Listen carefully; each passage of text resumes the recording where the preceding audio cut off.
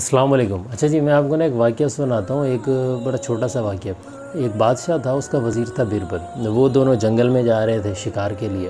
تو جیسے وہ آگے جاتے رہتے ہیں تو آگے انہیں نا ایک جنگلی گھیر لیتے ہیں، اور جنگلی جو ہے وہ ان کے اوپر حملہ کر دیتے ہیں۔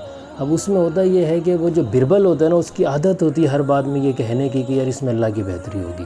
ان کی لڑائی ہوتی ہے پھر ان جنگلیوں سے۔ جیسے لڑائی ہوتی ہے تو اس لڑائی میں نا بادشاہ کا انگوٹھا کٹ جاتا ہے۔ جب بادشاہ کا انگوٹھا کٹتا ہے تو اس کے بعد بڑا ایک وویلا مچتا ہے کہ یار بادشاہ سلامت کا انگوٹھا کٹ گیا۔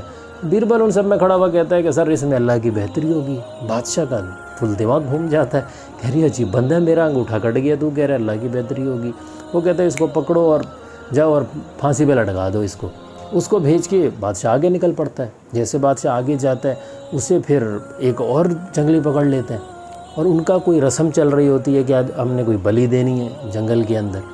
اچھا، وہ بادشاہ کو جو ہے نا وہ لٹکانے لگتے ہیں پھانسی پہ بلی دینے کے لیے۔ تو اتنے میں ایک جنگلی کہتا ہے کہ یار اس کی ہم بلی نہیں دے سکتے، اس کا انگوٹھا کٹا ہوا ہے اور یہ ایک عیب دار بندہ ہے۔ تو وہ اس کو چھوڑ دیتے ہیں۔ بادشاہ کی ادھر چیخیں نکلتی ہیں، وہ واپس دوڑتا ہے اور کہتا ہے کہ بھائی آپ جو ہے اس کو بربل کو میں بچاؤں پہنچ کے وہاں۔ جیسے وہ وہاں پہنچتا ہے تو بربل کو پھانسی کے لیے لٹکایا ہوا ہوتا ہے۔ تب وہ کہتے ہیں کہ بھائی آپ جو ہے اس کو اتارو۔ وہ کہتے ہیں جب اس کو اتارتے ہیں تو بربل آگے سے کہتا ہے کہ بادشاہ سلامت اس میں بھی اللہ کی بہتری ہوگی کہ آپ نے مجھے یہاں پہ بھجوا دیا اور مجھے مار پڑوائی۔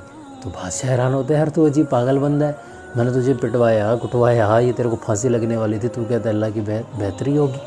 تو بربل آگے سے کہتا ہے بادشاہ سلامت اگر آپ مجھے وہاں سے پٹوا کے یہاں واپس نہ بھیجتے تو میں آپ کے ساتھ جاتا۔ آپ کا انگوٹھا کٹا ہوا تھا، میرا انگوٹھا نہیں کٹا ہوا تھا، آپ کی جگہ وہ میری بلی دے دیتے۔ تو اس لیے ہمیشہ جو ہے نا اللہ کی ہر کام میں کوئی نہ کوئی بہتری ہوتی ہے، بس ہوتا یہ ہے کہ انسانی عقل جو ہے وہ اسے سمجھ نہیں پاتی۔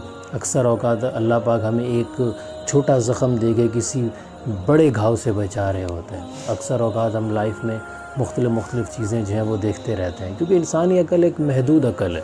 انسان جو ہے ایک لمٹ تک سوچ سکتا ہے، ایک لمٹ تک سمجھ سکتا ہے، لیکن حقیقت جو ہے وہ اسی ذات کو پتہ ہوتی ہے۔ کیونکہ اصل میں ہوتا کیا ہے کہ آج کل جو ہے نا ہم لوگ خود کی اپنی ذاتی روحانیت، اپنے دماغ، اپنی سوچوں سے زیادہ جو ہے ہم لوگوں کے مشوروں پہ چل رہے ہوتے ہیں۔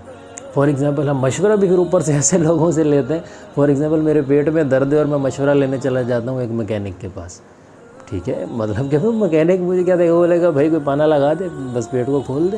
مطلب ہم ہمیشہ ایک غلط چیز کا کسی غلط بندے سے مشورہ لے رہے ہوتے ہیں۔ مشورہ لینا بری چیز نہیں ہے، but the thing is what کہ آپ مشورہ لے کس سے رہے اور آپ کیا مشورہ لے رہے ہیں، اور پھر ہم ان چیزوں کو اپنے اوپر ہیوی کرتے جاتے ہیں۔